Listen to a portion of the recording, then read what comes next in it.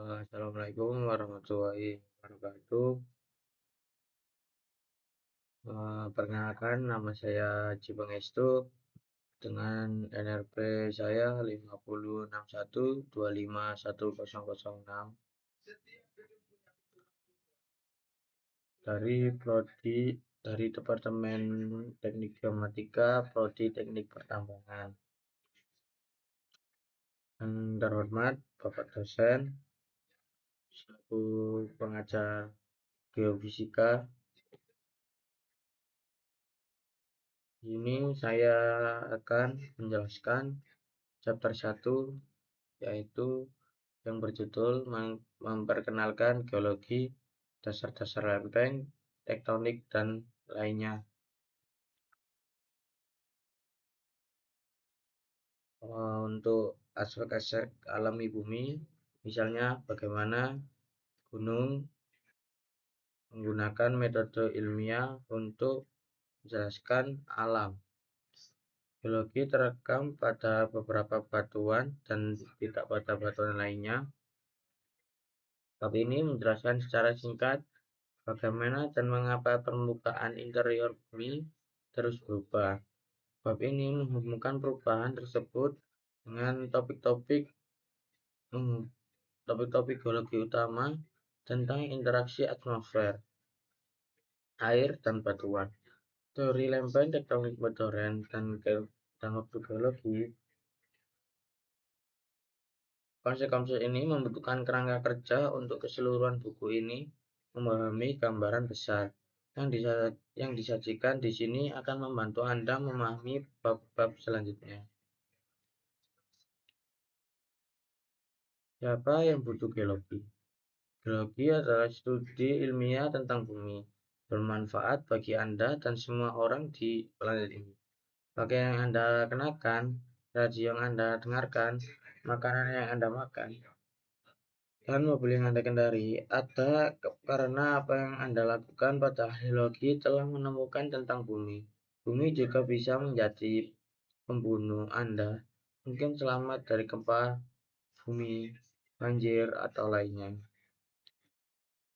Bencana alam berkat tindakan yang diambil berdasarkan apa yang para ilmuwan dalam mempelajari tentang bahaya ini. Sebelum masuk ke hal-hal penting konsep ilmiah, kita akan beberapa cara geologi telah akan terus memberi manfaat bagi Anda.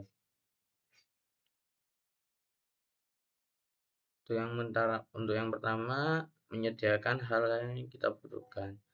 Kita bergantung pada bumi untuk sumber daya energi dan bahan baku yang kita butuhkan untuk bertahan hidup, kenyamanan, dengan kesenangan setiap manufaktur.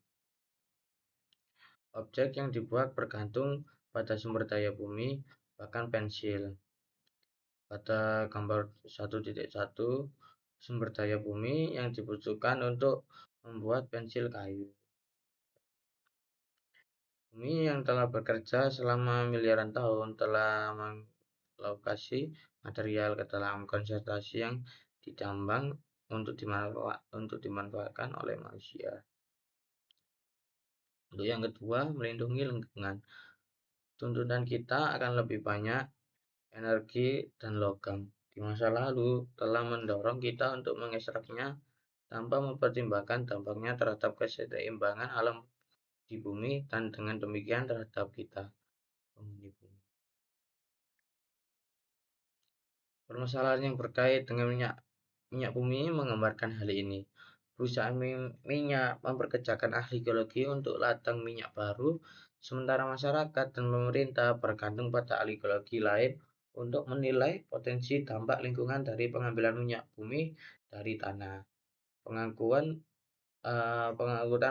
bumi dapat dilihat kotak 1.1 yaitu gambar 1. Untuk yang pertama itu batu, ginseng, tembaga, besi, pigmen, cat, dan material, tanah liat, dan grafit.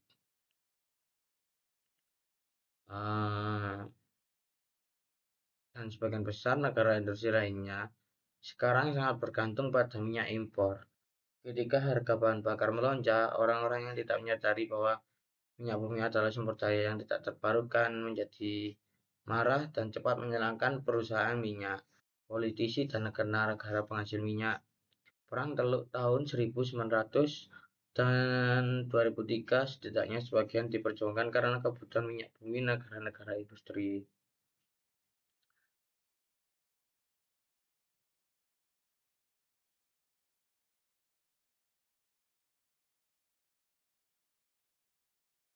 Pada tahun 1960-an, ahli geologi menemukan minyak di bawah pantai Samudra Arktik di lereng utara Alaska. Ladang minyak ini merupakan ladang minyak terbesar di Amerika Serikat berkat jaringan pipa Alaska yang selesai dibangun pada tahun 1977. Alaska telah memasok hingga 20% minyak domestik Amerika Serikat pada akhir 1970-an. Sebelum minyak Alaska mulai mengalir, Amerika Serikat mengimpor hampir seluruh minyak buminya yang mengakibatkan kerugian miliaran dolar per tahun bagi perekonomian nasional pada tahun 1997. Amerika Serikat mengimpor lebih dari separuh minyak bumi yang digunakan. 2001, seorang pria menembakkan peluru sampai senapan ke pipa menyebabkan pecah dan menumpahkan 7.000 barel minyak ke area hutan.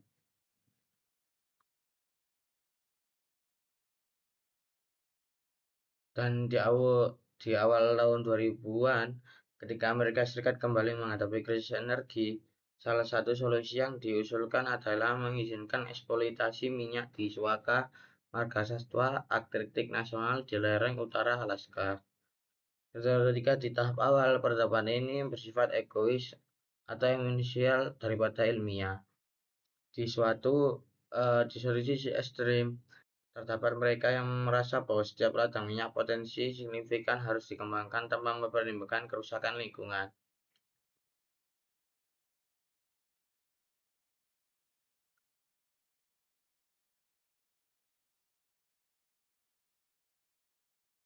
Selanjutnya, pengenalan geologi dasar dan elemen dan konsep penting lainnya itu ada gambar 1.2. Pantai B Mariana di Mars India terendam tsunami. Untuk yang gambar C, para penyintas tsunami membawa barang-barang yang mereka selamatkan dari rentuhan di kawasan komersial Banda Aceh di barat laut Indonesia. Seperti dijelaskan di bab 7, di laut dalam tsunami memiliki tinggi gelombang yang kecil dan bergerak cepat, tidak disadari oleh orang-orang di atas perahu. Saat tsunami merambat ke bagian yang lebih dangkal, kecepatannya melambat dan tinggi gelombang semakin tinggi. Ketika tsunami mencapai Thailand, India, Sri Lanka, dan 8 negara lainnya, gelombang setinggi 14 meter 40 kaki dengan cepat menggenangi masyarakat pesisir.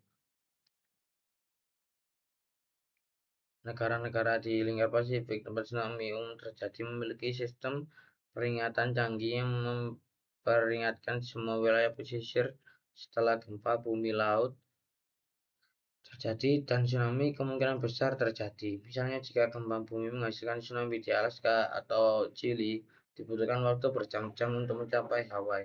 Hal ini memberi banyak waktu bagi pantai-pantai Hawaii yang terancam untuk dievakuasi. Tak diragukan lagi, sistem peringatan ini serupa akan diterapkan di Samudra Hindia.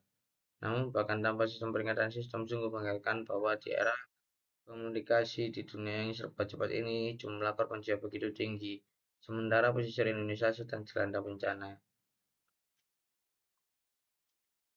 Tsunami adalah salah satu bencana alam terburuk yang pernah tercatat dalam sejarah.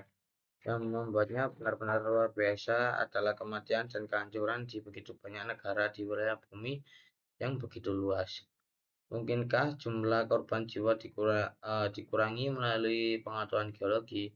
Tentu saja. Di sebuah resort pantai di Thailand, seorang siswi sekolah Inggris berusia 10 tahun yang sedang berlibur bersama keluarganya memperhatikan bahwa laut mulai surut. Beberapa minggu sebelumnya, kelas geografinya telah belajar tentang tsunami. Dia tahu bahwa penurunan permukaan laut seringkali mendahului kedatangan gelombang raksasa pertama. Dia memberitahu ibunya dan mereka kemudian menyebarkan alarm ke seluruh resort. Semua orang berlari ke tempat yang lebih tinggi. Ini adalah salah satu bagian dari segmen garis pantai Thailand ini, di mana tidak ada korban jiwa. Pengetahuan gadis itu tentang tsunami menyelamatkan sekitar 100 nyawa. Ribuan orang meninggal di tempat lain karena mereka tidak tahu apa yang terjadi ketika air surut dan kemudian naik.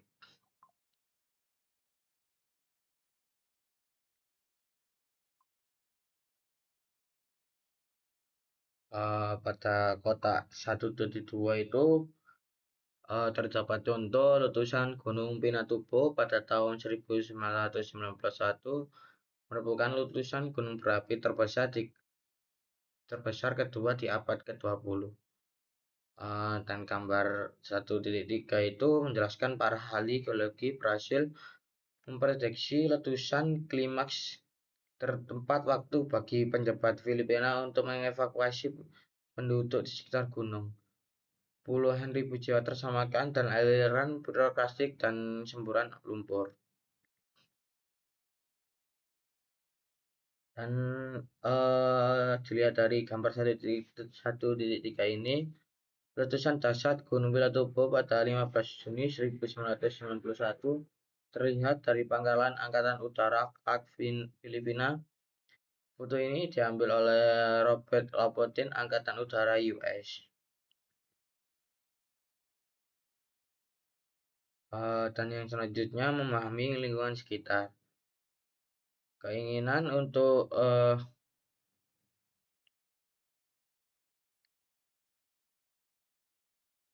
pada gambar 1.4, sebaliknya, salah satu bencana gunung berapi terburuk pada tahun 1900-an terjadi setelah letusan kecil di Kolombia pada tahun 1985. Puing-puing vulkanik panas meletus dari gunung berapi tersebut dan menyebabkan sebagian es dan salju menutupi puncak mencair. Air dan puing-puing yang lepas berubah menjadi semburan lumpur. Semburan lumpur tersebut membanjiri kota Armero di kaki gunung berapi, menewaskan 23 orang.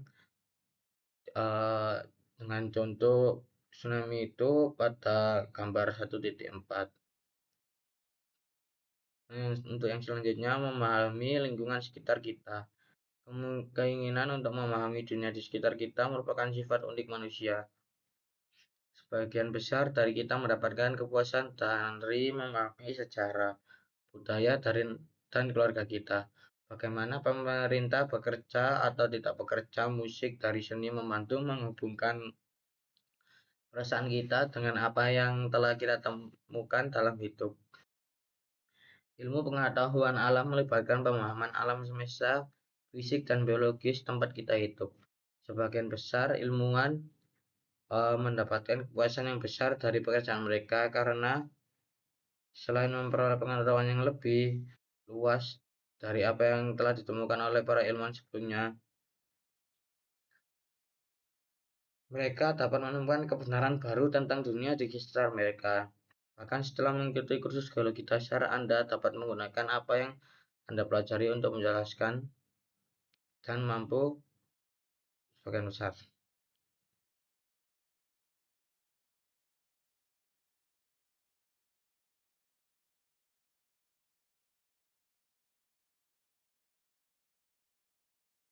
Oh, eh, yang selanjutnya adalah sistem bumi. Energi luar biasa yang dilepaskan oleh gempa bumi atau gunung berapi adalah hasil dari kekuatan di dalam bumi yang menggerakkan batuan padat. Sistem bumi adalah bagian dari kecil dari tata surya yang lebih besar, tetapi tentu saja penting bagi kita. Sistem bumi memiliki komponen-komponennya yang dapat dianggap sebagai subsistemnya. Kita menyebutnya sebagai sistem bumi jamak. Sistem ini atau bola adalah atmosfer, hidrosfer, biosfer, dan geosfer. Anda tentu saja familiar dengan atmosfer, gas yang menyelimuti bumi. Hidrosfer adalah air di atau di dekat permukaan bumi.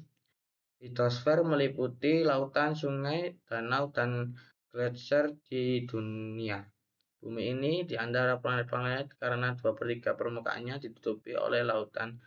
Geosfer adalah semua materi hidup atau penerapan hidup di bumi. Geosfer atau sistem bumi padat adalah batuan dan materi bumi organik, anorganik lainnya yang membentuk sebagian besar planet ini. Buku ini berkonsentrasi pada geosfer, namun untuk memahami geologi kita harus memahami interaksi antara bumi padat dan sistem lainnya. Tsunami pada Hindia melibatkan interaksi geosfer dan hidrosfer, patahan dasar laut dan gempa bumi terjadi di geosfer. Energi ditransfer menjadi gelombang raksasa di hidrosfer dan geosfer kembali berinteraksi ketika gelombang mengenai pantai-pantai yang jauh. Keempat, sistem bumi berinteraksi satu sama lain untuk menghasilkan tanah yang seperti yang kita temukan di pertanian, kebun, dan hutan. Tanah padat merupakan campuran batuan dan bahan organik yang telah terurai dan hancur. Bahan organik berasal dari tumbuhan yang membusuk dari geosfer. Geosfer menyumbang batuan yang telah terurai saat terpapar udara, yaitu atmosfer dan air hidrosfer. Udara dan air juga menempati ruang pori di antara partikel padat. Selanjutnya tinjauan fisik geologi, penting konsep. Kisah bab ini merupakan istiqsar geologi fisika yang seharusnya menyediakan kerangka kerja untuk sebagian besar materi dalam buku ini. Meskipun konsepnya mungkin benar-benar baru bagi Anda, penting bagi Anda untuk memahami apa yang akan dibahas selanjutnya. Anda mungkin ingin membaca ulang sebagian bab ini sambil mempelajari bab-bab selanjutnya ketika Anda perlu memperluas dan memperkuat pemahaman Anda tentang materi dasar ini. Anda khususnya akan ingin menyegarkan pemahaman Anda tentang lempeng tektonik ketika mempelajari tentang pengaturan lempeng tektonik untuk asal batu-batuan tipe 11 hingga 12 dan 14 dan 15. Bumi dapat divisualisasikan sebagai mesin raksasa yang digerakkan oleh dua mesin, satu internal dan satu eksternal. Keduanya merupakan mesin kalor, perangkat yang mengubah energi panas menjadi energi mekanik. Dan mesin kalor sederhana ditunjukkan pada gambar 1.5, yaitu gumpalan dipanaskan dari bawah dan naik ke atas. Gumpalan mendingin di bagian atas lampu tenggelam. Sebuah kincir angin yang diletakkan di atas uap. Energi panas diubah menjadi energi mekanik. Foto ini diambil oleh C.C. Palmer. Sebuah mobil digerakkan oleh mesin kalor. Ketika bensin dinyalakan di dalam silinder, gas panas yang dihasilkan mendorong piston ke ujung silinder. Dengan cara ini, energi panas dari gas yang mengembangkan telah diubah menjadi energi mekanik piston yang bergerak, kemudian ditransfer ke roda di mana energi tersebut digunakan untuk menggerakkan mobil. Mesin panas internal bumi digerakkan oleh panas yang bergerak dari bagian dalam bumi yang panas menuju bagian luar yang lebih dingin. Pergerakan lempeng dan gempa bumi merupakan hasil dari mesin panas ini. Mesin pemanas eksternal bumi digerakkan oleh tenaga surya, panasnya, dan matahari menyediakan energi untuk sirkulasi atmosfer dan lautan air, terutama dari larutan. Geologi sebagai karir. Jika seseorang mengatakan bahwa dia adalah seorang ahli geologi, informasi tersebut memberitahu Anda hampir tidak tahu apa-apa tentang apa yang dia lakukan. Ini karena geologi mencakup spektrum disiplin ilmu yang luas. Mungkin apa yang dimiliki oleh sebagian besar ahli geologi adalah bahwa mereka tertarik ke alam bebas. Kebanyakan dari kita menikmati hiking, sky, panjat tebing, atau kegiatan luar ruangan lainnya sebelum tertarik pada geologi. Kita seperti memiliki salah satu eh, laboratorium kita, yaitu bumi itu sendiri.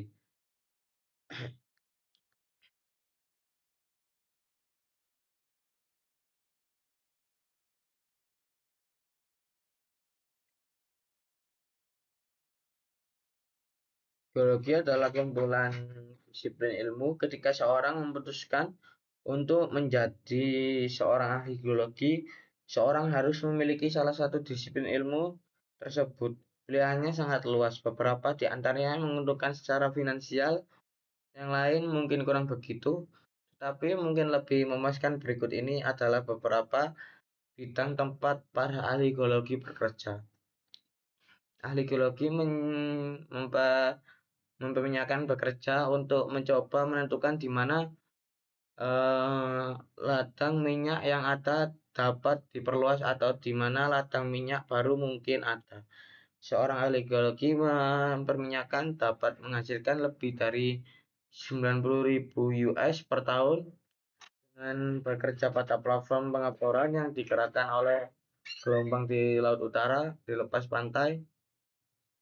Dari Norwegia, ahli geologi pertambangan mungkin khawatir dengan upaya untuk menentukan lokasi perluasan tambang yang ada untuk mendapatkan lebih banyak biji, atau menembuskan konsentrasi biji baru yang berpotensi layak secara komersial. Ahli geologi lingkungan mungkin bekerja untuk memitigasi pencemaran atau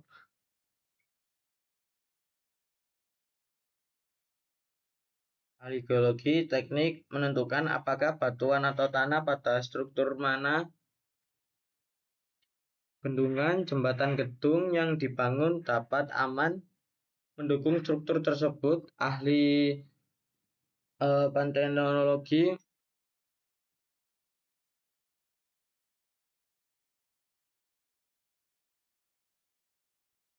eh, bicara tentang kapan makhluk hidup punah, hidup dan lingkungan tempat mereka hidup. Mereka ada mengajar adalah bidang penting di mana ahli geologi bekerja. Beberapa mengajar di tingkat perguruan tinggi dan biasanya terlibat dalam penelitian. Permintaan akan ahli geologi untuk mengajar ilmu kebumian juga meningkatkan, yang mencakup meteorologi, oceanografi, astronomi, dan lainnya. Seperti geologi di sekolah menengah, semakin banyak sekolah menengah menambahkan ilmu bumi ke dalam kurikulum mereka dan membutuhkan untuk yang berkualifikasi guru. Banyak ahli geologi menikmati tantangan dan pertualangan lapangan bekerja, tetapi beberapa bekerja dengan nyaman di belakang layar komputer atau di laboratorium dengan peralatan analisis yang kompleks. Biasanya seorang ahli geologi terlibat dalam kombinasi kerja lapangan, kerja laboratorium, dan analisis komputer. Ahli geologi cenderung senang dengan pekerjaan mereka. Dalam survei kepuasan kerja di sejumlah profesi, tingkat geologi mendekati atau di atas. Seorang ahli geologi kemungkinan besar adalah seorang generalis yang memecahkan masalah dengan membawa informasi dari luar spesialisasinya. Kimia, fisika, dan ilmu hayati sering digunakan untuk memecahkan masalah. Masalah yang ditangani oleh ahli geologi cenderung berupa masalah yang hanya memiliki sedikit petunjuk.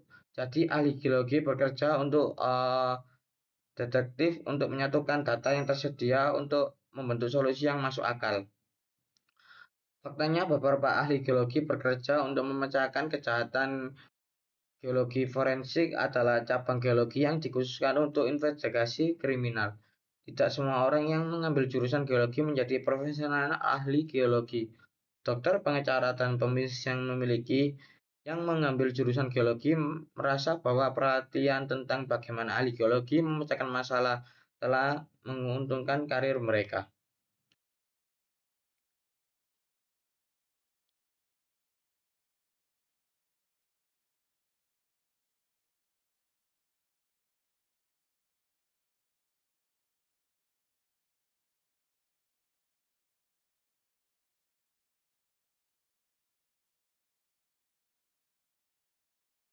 Dalam penggunaan umum, kata teori digunakan untuk apa yang para ilmuwan sebut sebagai hipotesis, yaitu jawaban sementara.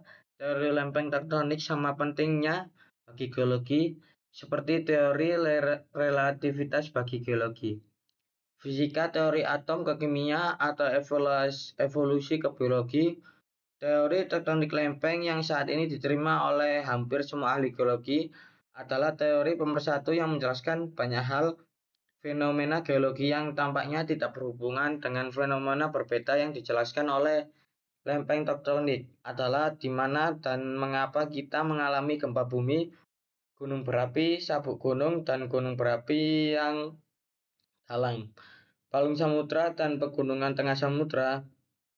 Tektonik lempeng secara serius diajukan sebagai sebuah hipotesis di awal tahun 1960-an, meskipun idenya didasarkan pada karya sebelumnya, khususnya hipotesis pergeseran benua dalam bab-bab tentang batuan beku, sedimen, dan metamorf, seperti pada bab tentang gempa bumi.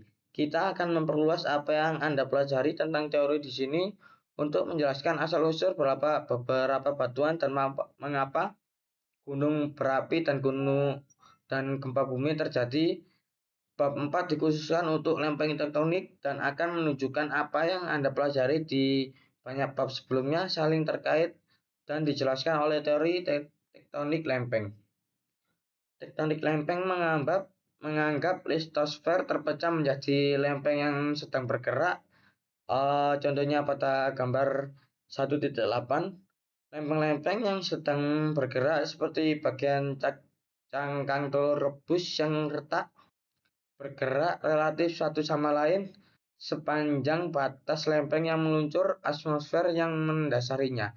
Banyak dari apa yang kita amati di catatan batuan dapat dijelaskan oleh jenis gerakan yang terjadi di tempat sepanjang batas lempeng.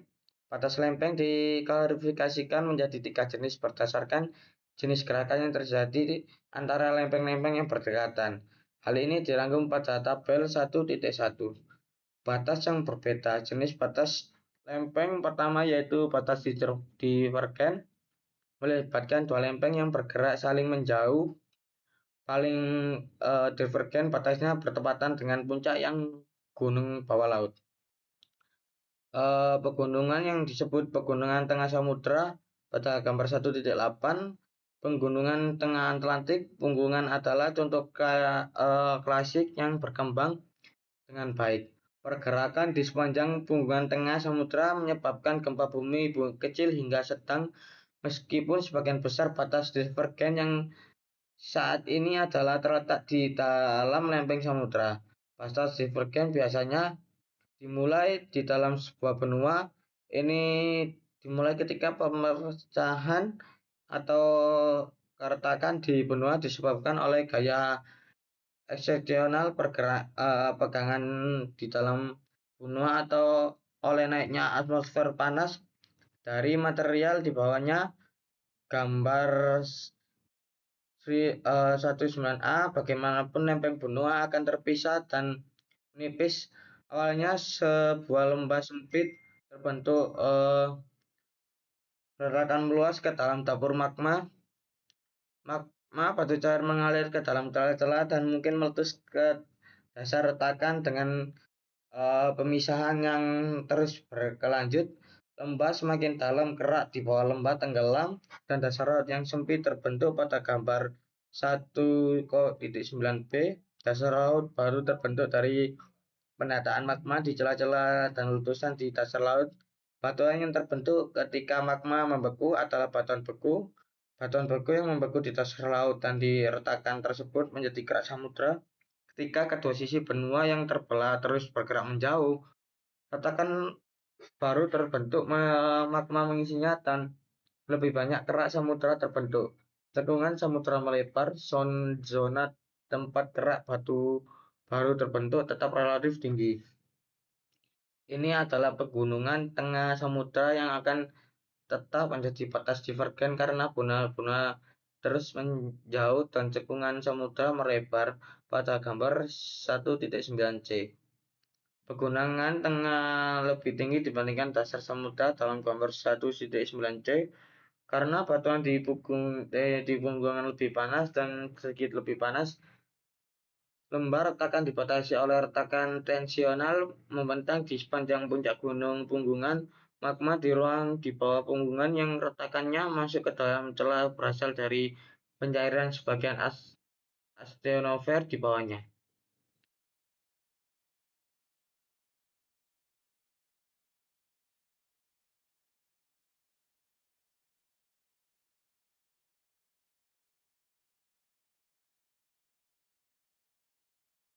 Tak diragukan lagi, sistem peringatan ini serupa akan diterapkan di Samudra Hindia. Namun, bahkan tanpa sistem peringatan, sistem sungguh mengatakan bahwa di era komunikasi di dunia yang serba cepat ini, jumlah korban jiwa begitu tinggi, sementara pesisir Indonesia sedang dilanda bencana. Tsunami adalah salah satu bencana alam terburuk yang pernah tercatat dalam sejarah. Yang membuatnya benar-benar luar biasa adalah kematian dan kehancuran di begitu banyak negara di wilayah bumi yang begitu luas. Mungkinkah jumlah korban jiwa dikurangi melalui pengetahuan geologi?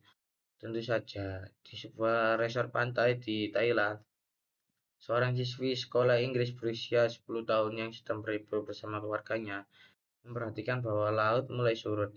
Beberapa minggu sebelumnya, kelas geografinya telah belajar tentang tsunami. Dia tahu bahwa penurunan permukaan laut seringkali mendahului kedatangan gelombang raksasa pertama. Dia memberitahu ibunya dan mereka kemudian menyebarkan alarm ke seluruh resort. Semua orang berlari ke tempat yang lebih tinggi. Ini adalah salah satu bagian dari segmen garis pantai Thailand ini, di mana tidak ada korban jiwa. Pengetahuan gadis itu tentang tsunami menyelamatkan sekitar 100 nyawa. Ribuan orang meninggal di tempat lain karena mereka tidak tahu apa yang terjadi ketika air surut dan kemudian naik.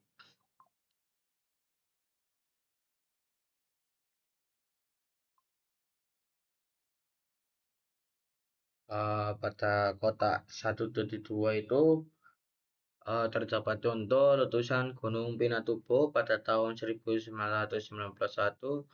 merupakan letusan gunung berapi terbesar kedua di abad ke-20.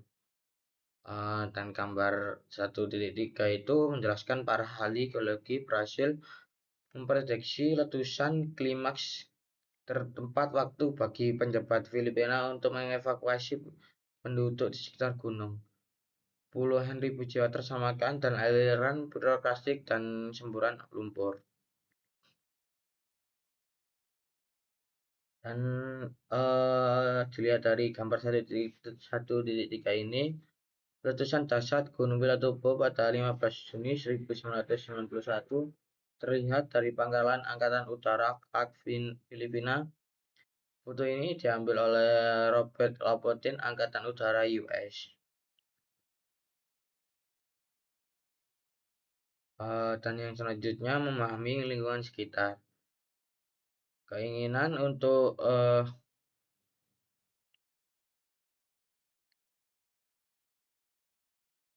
pada gambar 1.4, sebaliknya salah satu bencana gunung berapi terburuk pada tahun 1900-an terjadi setelah letusan kecil di Kolombia pada tahun 1985. Puing-puing vulkanik panas meletus dari gunung berapi tersebut dan menyebabkan sebagian es dan salju menutupi puncak mencair. Air dan puing-puing yang lepas berubah menjadi semburan lumpur.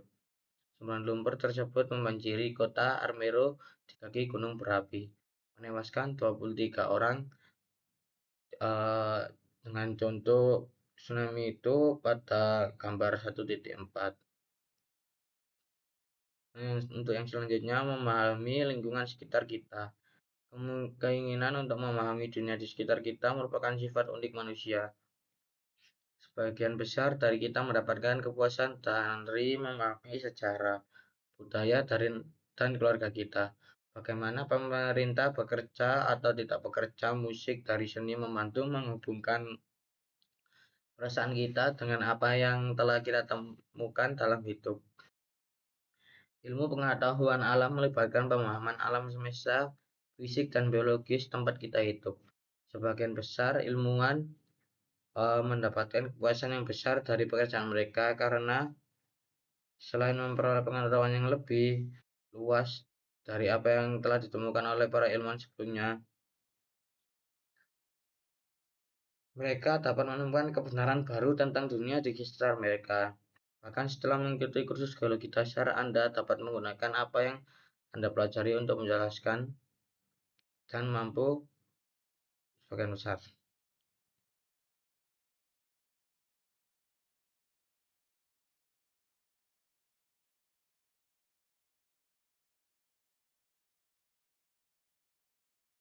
Oh, eh, yang selanjutnya adalah sistem bumi. Energi luar biasa yang dilepaskan oleh gempa bumi atau gunung berapi adalah hasil dari kekuatan di dalam bumi yang menggerakkan batuan padat. Sistem bumi adalah bagian dari kecil dari tata surya yang lebih besar. Tetapi tentu saja penting bagi kita, sistem bumi memiliki komponen-komponennya yang dapat dianggap sebagai subsistemnya. Kita menyebutnya sebagai sistem bumi jamak. Sistem ini atau bola adalah atmosfer, hidrosfer, biosfer, dan geosfer. Anda tentu saja familiar dengan atmosfer, gas yang menyelimuti bumi. Hidrosfer adalah air atau di dekat permukaan bumi. Hidrosfer meliputi lautan, sungai, danau, dan gletser di dunia. Bumi ini di antara planet-planet karena 2/3 permukaannya ditutupi oleh lautan. Biosfer adalah semua materi hidup atau penerapan hidup di bumi. Biosfer atau sistem bumi padat adalah batuan dan materi bumi organik, anorganik lainnya yang membentuk sebagian besar planet ini. Buku ini berkonsentrasi pada geosfer, namun untuk memahami geologi kita harus memahami interaksi antara bumi padat dan sistem lainnya. Tsunami pada Hindia melibatkan interaksi geosfer dan hidrosfer, patahan dasar laut dan gempa bumi terjadi di geosfer. Energi ditransfer menjadi gelombang raksasa di hidrosfer, dan geosfer kembali berinteraksi ketika gelombang mengenai pantai-pantai yang jauh.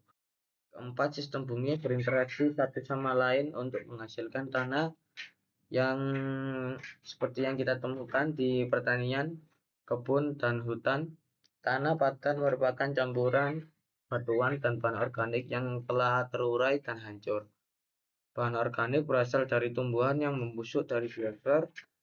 Geosfer menyumbang batuan yang telah terurai saat terpapar udara, yaitu atmosfer dan air hidrosfer.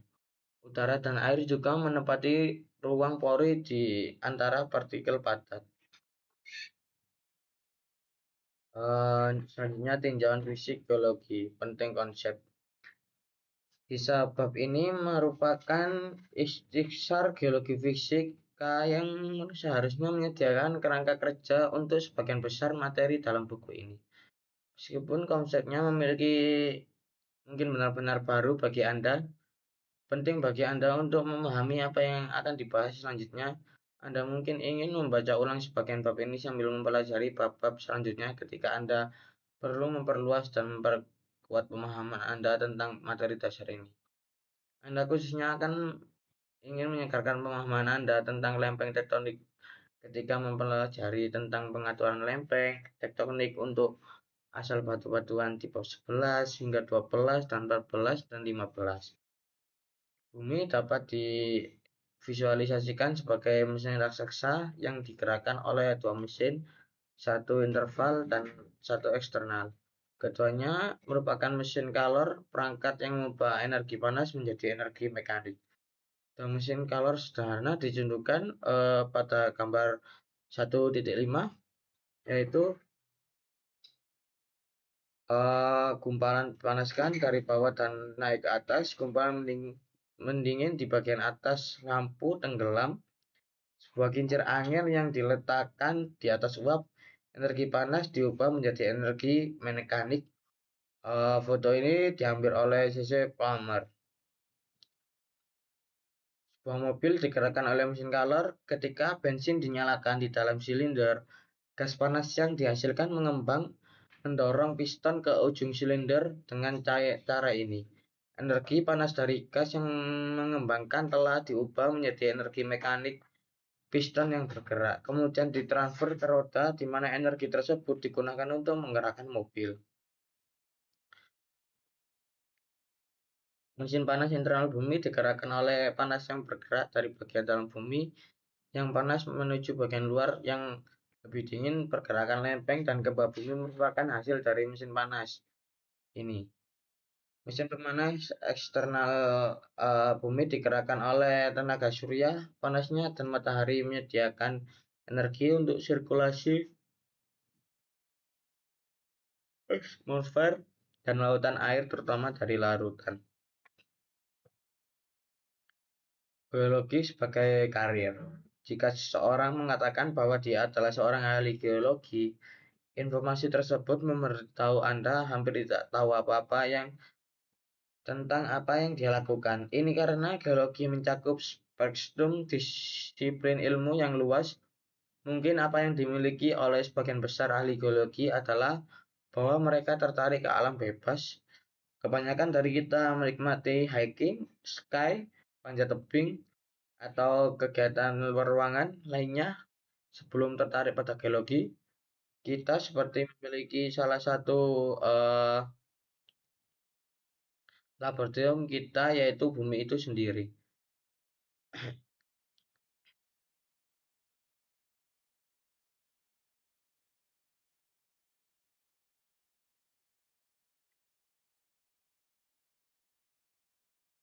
Geologi adalah kumpulan disiplin ilmu. Ketika seorang memutuskan untuk menjadi seorang ahli geologi, seorang harus memiliki salah satu disiplin ilmu tersebut.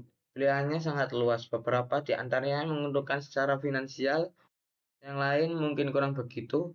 Tetapi mungkin lebih memuaskan. Berikut ini adalah beberapa bidang tempat para ahli geologi bekerja. Ahli geologi memperminyakan bekerja untuk mencoba menentukan di mana eh, ladang minyak yang ada dapat diperluas atau di mana ladang minyak baru mungkin ada. Seorang ahli geologi memperminyakan dapat menghasilkan lebih dari 90.000 US per tahun dengan bekerja pada platform pengeboran yang digerakkan oleh gelombang di Laut Utara di lepas pantai dari Norwegia. Ahli geologi pertambangan mungkin khawatir dengan upaya untuk menentukan lokasi perluasan tambang yang ada untuk mendapatkan lebih banyak biji, atau membaca menembuskan konsentrasi biji baru yang berpotensi layak secara komersial. Ahli geologi lingkungan mungkin bekerja untuk memitigasi pencemaran atau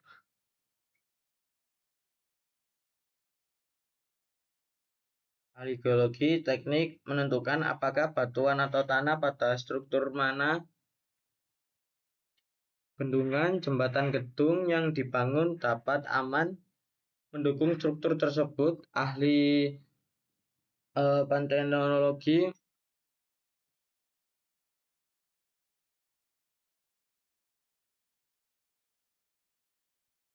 mencatat tentang kapan makhluk hidup punah, hidup dan lingkungan tempat mereka hidup. Mereka ada mengajar adalah bidang penting di mana ahli geologi bekerja. Beberapa mengajar di tingkat perguruan tinggi dan biasanya terlibat dalam penelitian. Permintaan akan ahli geologi untuk mengajar ilmu kebumian juga meningkatkan, yang mencakup meteorologi, oceanografi, astronomi, dan lainnya. Seperti geologi di sekolah menengah, semakin banyak sekolah menengah menambahkan ilmu bumi ke dalam kurikulum mereka dan membutuhkan untuk yang berkualifikasi guru. Banyak ahli geologi menikmati tantangan dan pertualangan lapangan bekerja, tetapi beberapa bekerja dengan nyaman di belakang layar komputer atau di laboratorium dengan peralatan analisis yang kompleks. Biasanya seorang ahli geologi terlibat dalam kombinasi kerja lapangan, kerja laboratorium, dan analisis komputer. Ahli geologi cenderung senang dengan pekerjaan mereka. Dalam survei kepuasan kerja di sejumlah provinsi, tingkat geologi mendekati atau di atas. Seorang ahli geologi kemungkinan besar adalah seorang generalis yang memecahkan masalah dengan membawa informasi dari luar spesialisasinya. Kimia, fisika, dan ilmu hayati sering digunakan untuk memecahkan masalah. Masalah yang ditangani oleh ahli geologi cenderung berupa masalah yang hanya memiliki sedikit petunjuk. Jadi ahli geologi bekerja untuk detektif untuk menyatukan data yang tersedia untuk membentuk solusi yang masuk akal. Faktanya beberapa ahli geologi bekerja untuk memecahkan kejahatan. Geologi forensik adalah cabang geologi yang dikhususkan untuk investigasi kriminal. Tidak semua orang yang mengambil jurusan geologi menjadi profesional ahli geologi. Dokter, pengacara, dan pembisnis yang mengambil jurusan geologi merasa bahwa perhatian tentang bagaimana ahli geologi memecahkan masalah telah menguntungkan karir mereka.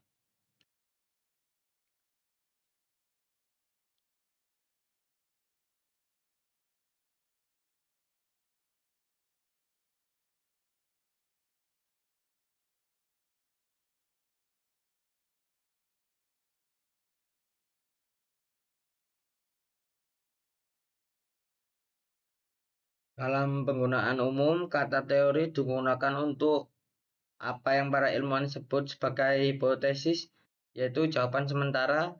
Teori lempeng tektonik sama pentingnya bagi geologi, seperti teori relativitas bagi geologi, fisika, teori atom ke kimia, atau evolusi ke biologi.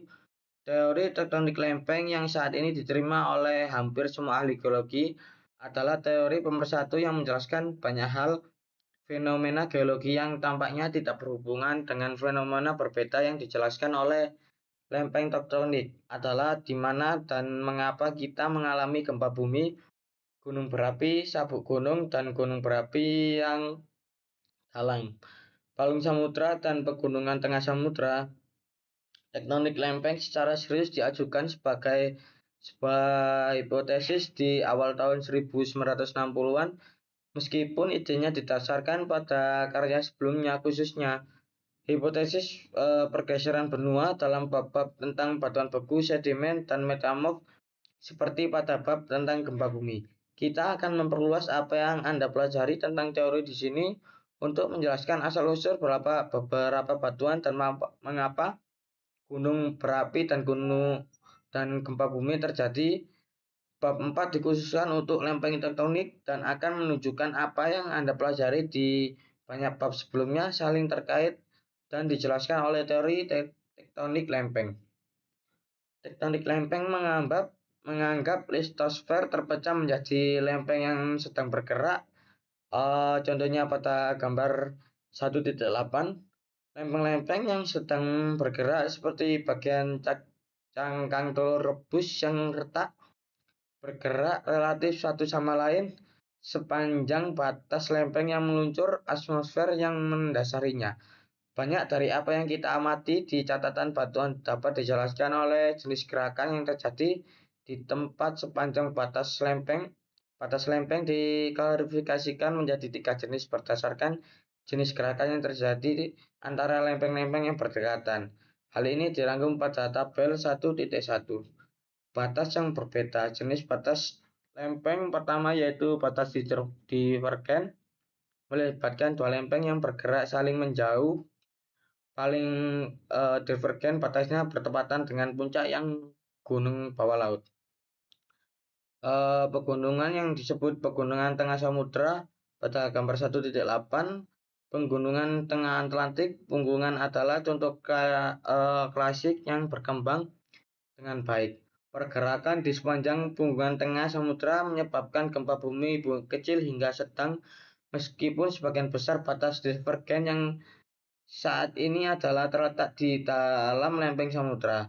Batas divergen biasanya dimulai di dalam sebuah benua.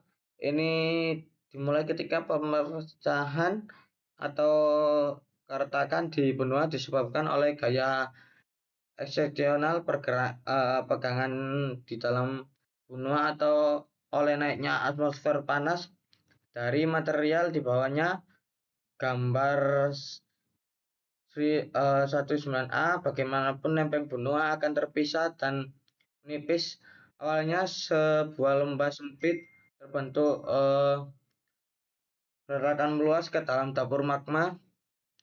Magma batu cair mengalir ke dalam celah-celah dan mungkin meletus ke dasar retakan dengan pemisahan yang terus berkelanjut. Lembah semakin dalam, kerak di bawah lembah tenggelam, dan dasar laut yang sempit terbentuk pada gambar 1,9b. Dasar laut baru terbentuk dari penataan magma di celah-celah dan letusan di dasar laut. Batuan yang terbentuk ketika magma membeku adalah batuan beku. Batuan beku yang membeku di dasar laut dan di retakan tersebut menjadi kerak samudra. Ketika kedua sisi benua yang terbelah terus bergerak menjauh, retakan baru terbentuk, magma mengisinya, dan lebih banyak kerak samudra terbentuk. Cekungan samudra melebar, zona tempat kerak batu baru terbentuk tetap relatif tinggi. Ini adalah pegunungan tengah samudra yang akan tetap menjadi batas divergen karena benua-benua terus menjauh dan cekungan samudra melebar pada gambar 1.9c. Pegunungan tengah lebih tinggi dibandingkan dasar samudra dalam gambar 1.9c karena batuan di punggungan lebih panas dan sedikit lebih panas. Lembah retakan dibatasi oleh retakan tensional membentang di sepanjang puncak gunung punggungan. Magma di ruang di bawah punggungan yang retakannya masuk ke dalam celah berasal dari pencairan sebagian osteonofer di bawahnya.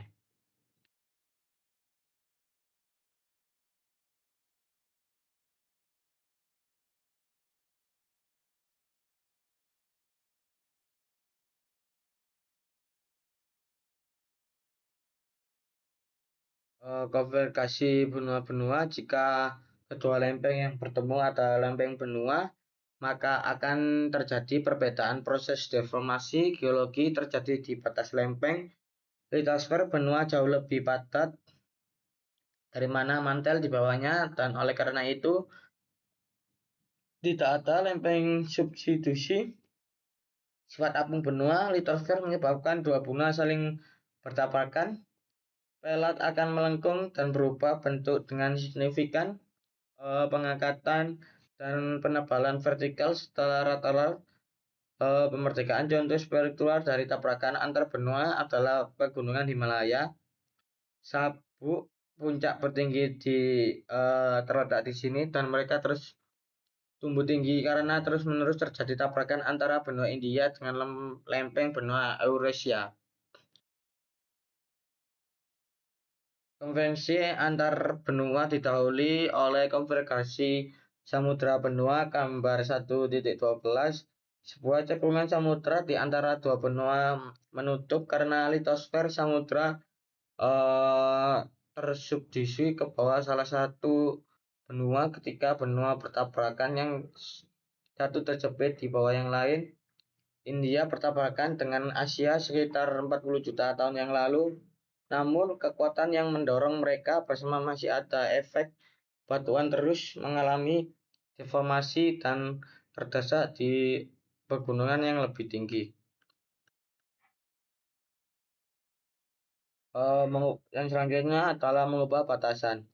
Jenis batas ketiga yaitu transformasi batas pada gambar 1.13 terjadi ketika dua lempeng meluncur secara horizontal melewati satu sama lain, tidak saling mendekati maupun menjauh.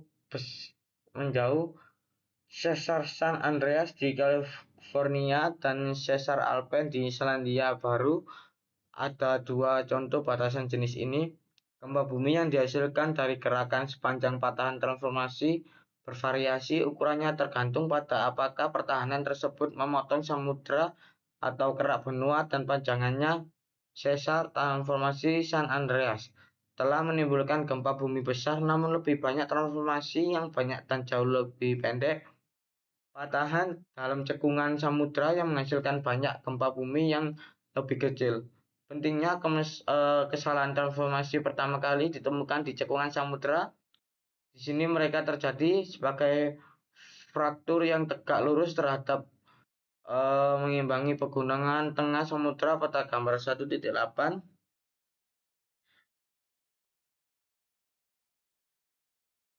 Bagai ditujukan pada gambar 1.11, gerakan pada kedua sisi transformasi sesar merupakan hasil dari patungan yang terbentuk dan bergerak menjauhi masing-masing pegunungan samudra yang tergeser. Meskipun sebagian besar berupa sesar tersebut ditemukan di sepanjang pegunungan tengah samudra, terkadang sesar transformasi memotong lempeng benua. Hal ini terjadi dengan patahan San Andreas yang merupakan batas antara lempeng Amerika Utara dan Pasifik. Kotak 1.4 menguraikan bagaimana teori lempeng tektonik dikembangkan melalui metode ilmiah. Jika Anda tidak memiliki pemahaman yang menyeluruh pemahaman tentang cara kerja metode ilmiah, pastikan untuk pelajari kontaknya. Proses permukaan bumi. Bumi Bumi mesin panas eksternal. Kekuatan tektonik dapat menekan benua yang sebelumnya berada di dataran rendah. Batuan gerak sepanjang batas konvergen dan menaikkan bagian atas, bagian yang jauh di atas permukaan laut. Bagian kerak bumi juga bisa naik karena penyesuaian isostatik. Pergerakan vertikal bagian kerak-kerak bumi untuk mencapai keseimbangan, artinya lebih ringan, batu akan melayang lebih tinggi daripada batuan yang lebih padat di bawahnya. Menyesuaikan isostatik adalah alasan mengapa kapal kosong lebih tinggi di atas air daripada yang identik yang penuh muatan. Kerak benua yang kurang padat daripada kerak samudra akan cenderung mengapung lebih tinggi di atas mantel bawah dari kerak samudra. Itulah sebabnya kerak samudra berada di bawah permukaan laut dan benua berada di atas permukaan laut. Setelah sebagian benua kerak ditarik ke bawah oleh gaya tektonik sehingga keluar dari keseimbangan isotonik, kemudian kerak akan naik perlahan karena penyesuaian isotonik ketika gaya tektonik mereda.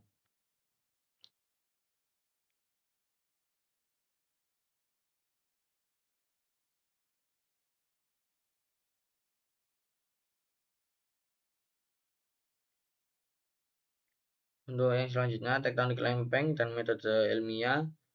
eh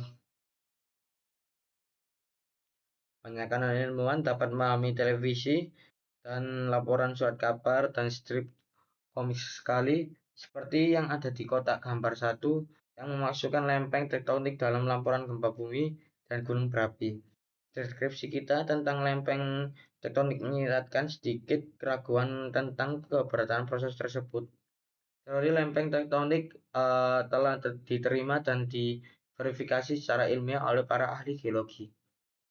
Teori lempeng seperti semua pengetahuan yang diperoleh oleh sains memiliki berevolusi melalui proses metode ilmiah. Kami akan mengilustrasikan metode ilmiah dengan menunjukkan bagaimana lempeng tektonik telah berevolusi dari sebuah ide yang samar menjadi sebuah teori yang sangat mungkin menjadi benar jika hal tersebut dapat dianggap sebagai fakta. Dasar dari metode ilmiah dan keyakinan bahwa alam semesta ini teratur dengan menganalisis fenomena secara objektif, kita bisa menemukan cara kerjanya. Sains adalah sesuatu yang sangat manusia, usaha yang melibatkan kreativitas, pikiran seorang ilmuwan mencari koneksi dan memikirkan solusi untuk masalah yang mungkin tidak telah dipertimbangkan oleh orang lain. Pada saat yang sama, seorang ilmuwan harus menyadari pekerja apa yang telah dilakukan oleh orang lain sehingga ilmu pengetahuan dapat membangun karya-karya tersebut. Di sini metode ilmiah adalah disajikan sebagai serangkaian langkah. Seorang ilmuwan menyadari bahwa pekerjaan harus memenuhi persyaratan langkah-langkah, tetapi biasanya tidak melalui daftar periksa formal. Untuk yang langkah ke-1, sebuah pertanyaan diajukan atau masalah diangkat. Sebenarnya sejumlah pertanyaan diajukan tentang fenomena geologi yang tampaknya tidak berhubungan. Apa yang menyebabkan punggungan bawah laut membentang melalui sebagian besar dari lautan di dunia? Mengapa batuan di sepanjang gunung sangat terdeformasi? Apa yang memicu gempa bumi? Apa penyebabnya batu mencair di bawah tanah dan meletus sebagian gunung berapi? mengapa sebagian besar salah satu gunung berapi aktif di dunia terletak di cincin sekitar Samudra Pasifik.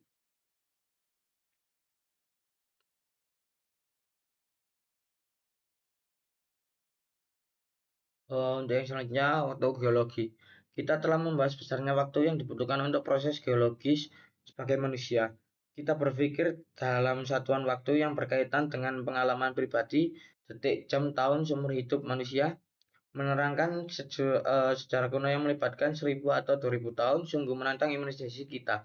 Geologi melibatkan rentang waktu yang lebih besar yang sering disebut sebagai waktu dalam memang berproses geologi dengan cepat seperti tanah longsor besar atau letusan gunung berapi. Peristiwa ini ketika energi yang tersimpan dalam karet gelang yang digerakkan tiba-tiba dilepaskan.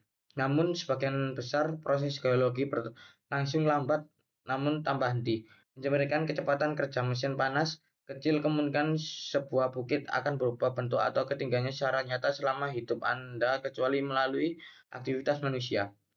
Namun dalam rangka waktu geologis, bukti tersebut kemungkinan terkikis cukup cepat. Cepat bagi seorang ahli geologi dapat berarti bahwa dalam beberapa juta tahun bukit tersebut akan menyusut hingga hampir menjadi daratan. Demikian pula di masa lalu, baru geologis beberapa juta tahun lalu yang laut mungkin pernah ada di tempat bukit tersebut berada sekarang. Beberapa proses dianggap cepat oleh para ahli geologi jika dimulai dan selesai dalam waktu 1 juta tahun.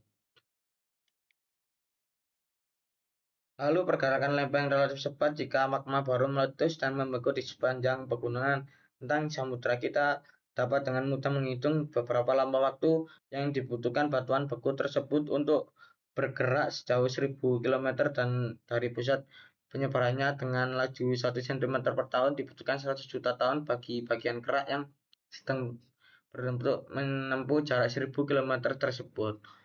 Nah, itu penjelasan semua dari saya dari chapter 1. Kurang lebihnya mohon maaf. Assalamualaikum warahmatullahi wabarakatuh.